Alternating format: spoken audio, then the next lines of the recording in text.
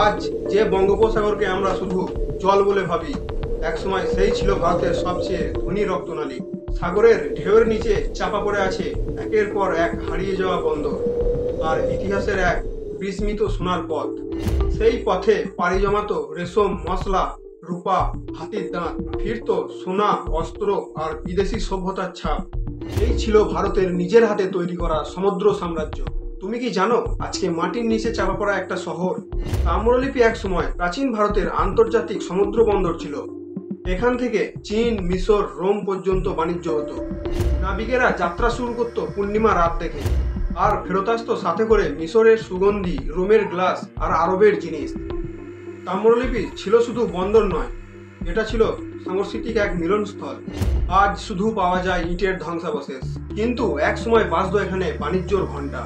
তাম্রলিপির মতোই হারিয়ে গেছে পুণ্ড্রনগর, উত্তরবঙ্গের এক অংশ, ও খিজুরির উড়িষ্যা উপকূলে। পুণ্ড্রনগর ছিল রেশম রপ্তানির কেন্দ্র, আর খিজুরি ছিল সমুদ্রপথের মশলার জাহাজ ছাড়া বড় ঘাঁটি।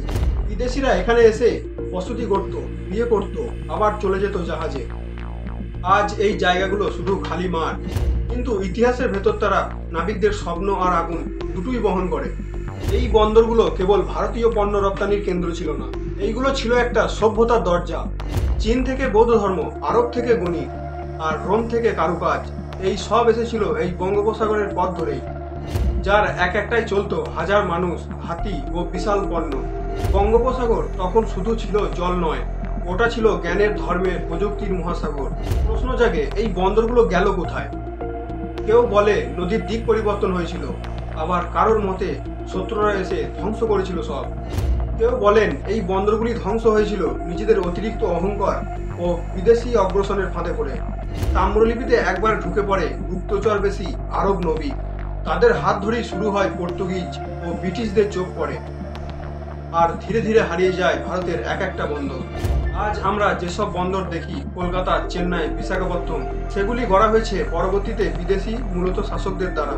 সত্যি কথা হলো, বঙ্গোপসাগর প্রাচীন ভারতের আত্মার দরজা ছিল। এখান থেকে শুধু বাণিজ্য নয়, চলে গিয়েছিল এক সভ্যতা, আর ফিরে এসেছিল এক অন্যরকম দাসত্ব। তুমি যখন আবার সমুদ্রের দিকে তাকাবে, স্রেফ ঢেউ দেখবে না, চোখ বুজে শুনে নিও, ভেসে আসবে হারানো সেই বন্দরের সোনা ও রক্তের কাহিনী।